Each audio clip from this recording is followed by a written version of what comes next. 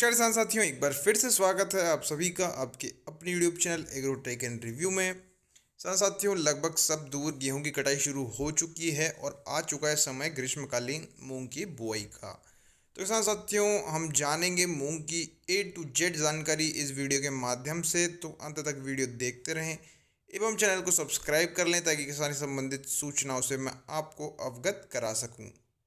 तो आते हैं विषय पर और जान लेते हैं मूंग की पूरी जानकारियों के बारे में किसान साथियों, जिससे कि आपको मूंग की पैदावारी लेने में काफ़ी आसानी होगी। किसान साथियों, इस वीडियो के माध्यम से हम जानेंगे खेत तैयार कैसे करें, हमें मूंग की बोनी कब करनी है, किन किस्मों का चयन करना है, कितना बीज रखना है, बीज उपचार कैसे करना है, उसके बाद चांसों की दूरी कितनी रखनी है, खाद कैसे देना है और उसके बाद कैसे हमें दवाइयों का छिड़काव करना है। तो किसान साथियों, शुरुआत करते हैं खेत तैयारी के ऊपर से। जान लेते हैं कि हमें खेत तैयार कैसे करना है। सबसे पहले आपको ये बता दूं किसान साथियों कि खेत तैयारी में आपको पराली जलाने की बिल्कुल भी आवश्यकता नहीं है। जैसे कि आप वीडियो में देख पा रहे हैं, पराली है। किसान साथियों, पराली एक जैविक खाद का काम करती है और इसके जलाने से आपकी मिट्टी की उर्वरक क्षमता भी कम होती है, जो कि मूंग के लिए ठीक नहीं है। किसान साथियों, मूंग के खेत को तैयार करने के लिए आपको हल्का गहरा कल्टीवेटर करना होगा। उससे पहले अगर आपको भूसा मशीन, जो भी हम भूस बनवाने के लिए मशीन का इस्तेमाल करते हैं, इससे आप पराली को छोटा करवा सकते हैं, जिससे कि आपको कल्टीवेटर करने में ज़्यादा मुश्किलें नहीं होंगी।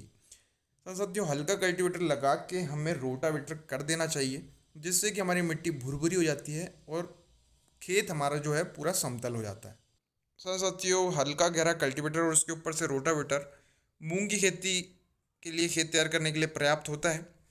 एक चीज़ आप ध्यान रखें किसान साथियों कि मूंग की खेती के लिए दोमट मिट्टी या फिर दो मटियार मिट्टी जिसकी जल धारक क्षमता अच्छी हो, वो खेत मूंग की खेती के लिए उत्तम होते हैं। और एक चीज़ और सुनिश्चित कर लें आप कि आपके क्षेत्र में पानी की कमी ना हो, क्योंकि मूंग की खेती सीधे सीधे डिपेंड करती है पानी के ऊपर। अगर आपके क्षेत्र में पानी की उपलब्धता अच्छी है तो मूंग की पैदावार अच्छी होगी, वरना फिर आपका एवरेज बिगड़ जाएगा। ये थी बात खेत तैयारी की। अब हम जान लेते हैं कि मूंग की बोनी हमें कब करनी है। साथियों, विज्ञानियों के आधार से 15 मार्च से लेकर 10 अप्रैल तक मूंग की बुआई का परफेक्ट टाइम होता है। 15 मार्च से 10 अप्रैल के बीच में आपको मूंग की बुआई कर देनी चाहिए। आगे बात कर लेते हैं किस्मों के चयन के बारे में। साथियों, मूंग की खेती के लिए आपको बेस्ट क्वालिटी बीज का इस्तेमाल करना चाहिए। साथ ही क्षेत्र के अनुसार आप ऐसी किस्मों का चयन करें जो कि रोग प्रतिरोधक क्षमता में दूसरी किस्मों से बेहतर हों, जिससे कि आपको कम परेशानियों का सामना करना पड़े। आज मैं 5 किस्मों के बारे में इस वीडियो में बताऊंगा जो कि रोग प्रतिरोधक क्षमता में सबसे बेहतर हैं और उत्पादन जिनका बेस्ट है। साथियों, सबसे पहले मैं बात करूंगा MH421 की, जो कि 60 से लेकर 65 दिन में पकती है, पीला मोजक रोग प्रतिरोधी है और 6 से लेकर 7 क्विंटल प्रति एकड़ की दर से उत्पादन देने में सक्षम है। दूसरे नंबर पर बात करूंगा PDM 139 की, जिसे हम सम्राट नाम से भी जानते हैं, जो कि 58 से लेकर 62 दिन में पकती है, साथ ही 6 से लेकर 7 क्विंटल प्रति एकड़ की दर से उत्पादन देने में सक्षम है। चौथे नंबर पर बात करूंगा मैं पूसा विराट की। पूसा विराट के साथ साथियों काफ़ी पुरानी वैरायटी है, लेकिन अभी भी चलित में है और 4 से लेकर 5 क्विंटल प्रति एकड़ की दर से उत्पादन देने में सक्षम है। चौथे नंबर पर बात करूंगा किसान साथियों, काफ़ी अच्छी वैरायटी है, 2016 में इसे लॉन्च किया गया था। सीखा नाम से इसको लॉन्च किया गया था, जो कि 58 से लेकर 65 दिन में पककर तैयार होती है। कई तरह की बीमारी के अवरोधी किस्म है, साथ ही 6 से लेकर 7 क्विंटल प्रति एकड़ की दर से उत्पादन देने में ये सक्षम है। आगे बात कर लेते हैं बीज दर के बारे में। साथियों, अगर आपको लगता है कि आपकी बीज की क्वालिटी उत्तम है, यानी कि हाथ से कटी हुई है या फिर अच्छे डीलर से आपने बीज अच्छा मंगवाया है, तो कम से कम आपको 7 से लेकर 8 किलोग्राम प्रति एकड़ की दर से बुआई करनी चाहिए, उससे ज़्यादा आपको नहीं करनी चाहिए। और अगर आपको लगता है कि बीज के अंकुरण में कुछ परेशानी हो सकती है या फिर बीज अच्छा नहीं है, तो ज़्यादा से ज़्यादा आप 10 से 12 किलोग्राम प्रति एकड़ की दर से इस्तेमाल करें, उससे ज़्यादा ना करें। साथियों, मूंग जितना खुला रहेगा, उसके अंदर से हवा का निकास उतना अच्छा होगा, उतना अच्छा ही वो फैलाव करेगा और अच्छी पैदावारी देगा। आगे मैं बात करूंगा बीज उपचार के बारे में। साथियों, आप समझ ही गए होंगे कि बीते कुछ 2-3 सालों में हमने देख चुके हैं कि बीज उपचार कितना ज़रूरी है। जिन किसान साथियों ने बीज उपचार को इग्नोर किया है, ध्यान नहीं दिया है, उन्हें कितनी परेशानियों का सामना करना पड़ा है। अभी सोयाबीन में, चने की बात कर लें आप। और जिन किसान साथियों ने बीज उपचार पर ध्यान दिया है वो काफ़ी खुश हैं। साथियों पिछले कुछ 2-3 वर्षों से मैं यूपीएल कंपनी का रेनो प्लस साफ का इस्तेमाल कर रहा हूँ, जो कि काफ़ी अच्छे रिजल्ट देता है। मूंग में भी, सोयाबीन में भी मैंने उसका इस्तेमाल किया, चने में भी काफ़ी अच्छे रिजल्ट आए हैं।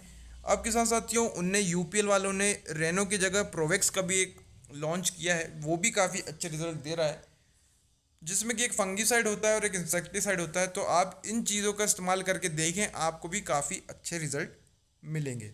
अगर आगे मैं बात करूँ चास की दूरी, यानी कि जो हमारी बीजों की दूरी रहेगी वो कितनी रखनी है, तो किसान साथियों कम से कम आपको बीजों की दूरी 10 से लेके 12 इंच पे रखनी चाहिए। मैं किसान साथियों अपने बीजों की दूरी 14 इंच पे रखता हूँ। कई किसान साथी तो 16 इंच पे भी रखते हैं, क्योंकि मूंग जितना खुला रहता है उतना अच्छा हवा का निकास होता है और मूंग का फैलाव उतना ही अच्छा होता है, साथ ही उसका तना उतना ही मजबूत होता है। अगर आप देखेंगे कि जो किसान साथी 8 से लेकर 9 इंच पे मूंग की बुआई करते हैं, उनके तने आप देखिए, और जो मूंग की बुआई 14 या 12 इंच पे करते हैं उनके तने आप देखिए।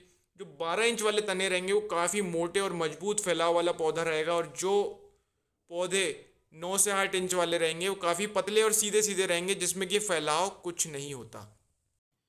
आगे बात कर लेते हैं हम खाद और उर्वरकों के बारे में।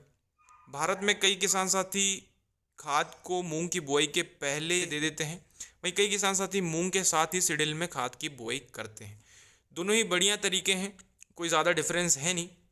बाकी बात कर लेते हैं हम कितनी मात्रा हमें रखनी चाहिए। तो मूंग की बुआई में हम एनपीके का इस्तेमाल करते हैं, साथ ही सल्फर और जिंक का इस्तेमाल भी हमें करना चाहिए। बात करूँ अगर मैं इनकी मात्रा की, तो नाइट्रोजन 20 किलोग्राम प्रति हेक्टेयर, फॉस्फोरस 40 किलोग्राम प्रति हेक्टेयर और पोटेशियम 20 किलोग्राम प्रति हेक्टेयर की दर से हमें रखना चाहिए एनपीके की मात्रा। वहीं अगर मैं बात करूँ सल्फर यानी गंधक की, तो 25 किलोग्राम प्रति हेक्टेयर सल्फर, और जिंक की बात करूँ तो 20 किलोग्राम प्रति हेक्टेयर की दर से हमें जिंक की मात्रा रखनी चाहिए। बताई गई विधि के अनुसार आप मूंग की बुआई कर दें। बाकी ये पार्ट 1 था। इस वीडियो का पार्ट 2 में मैं आपको बताऊंगा कि आपको प्री मर्जिंग दवाई का इस्तेमाल कैसे करना है, कौन सी दवाई लेनी है, उसके बाद सिंचाई कैसे करनी है मूंग की खेती में, साथ ही कौन से स्प्रे करने हैं, कब करने हैं। उस चीज़ के लिए आप किसान साथियों चैनल को सब्सक्राइब कर लें एवं बेल आइकन को भी दबा लें। फिर लौटूंगा ऐसी जानकारी से सूचना के साथ, तब तक ले इजाज़त दीजिए किसान साथियों। जय हिंद, जय भारत।